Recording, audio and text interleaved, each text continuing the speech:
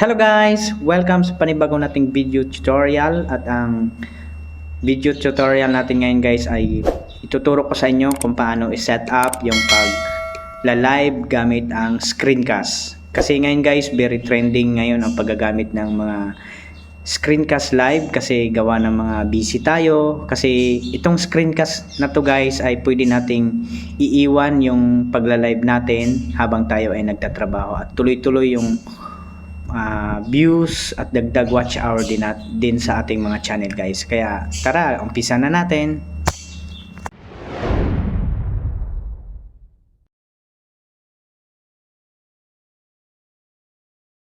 So ayan guys, bago natin umpisahan ang pagsiset up sa ating live gamit ang screencast, dapat naka-download tayo ng ganito guys. Bali ako guys, naka-download na. Direkta na tayo sa ating YouTube channel. Click nyo lang yung plus sign, then same lang din kung paano kayo mag-set up ng live guys. Lalagyan nyo ng title, ayan. Tatype natin yung title sa aking screencast live, ayan guys. Then next, select audience.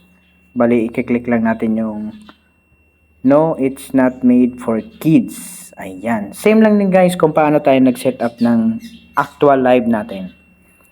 Tapos location, very basic lang guys. Tapos ayan, advanced settings, tapos enable lang natin yung monetization natin. Tapos yan guys, click na natin yung screencast. Tapos click natin yung next, ayan. Tapos lagyan natin ng thumbnails. Kung gusto nyong lagyan ng thumbnails, pili kayo dyan.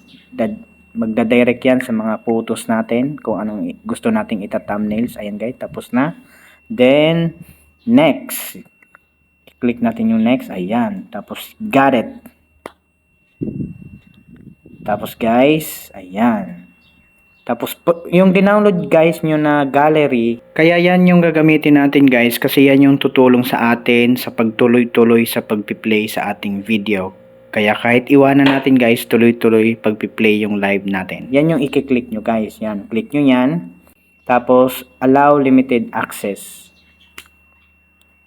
Then guys, pupunta kayo sa mga video nyo na gusto nyong i-live gamit ang screencast. Ayan, ito yung napili ko guys. Bali sample lang to guys, kaya landscape yung napili ko. Dapat portrait video guys para buong buo siya sa pagla-live. Ganun lang guys, napaka basic. Tapos pag yan na yan guys, click nyo lang yung ano guys, kung gusto nyong naka-off mic, click nyo lang yung sa taas, yung off mic.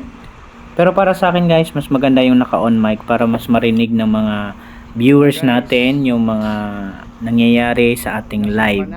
At ayun lang guys, sana nakatulong sa mga kapwa natin content creator at pa-share na lang guys. Thank you so much. Bye-bye. God bless.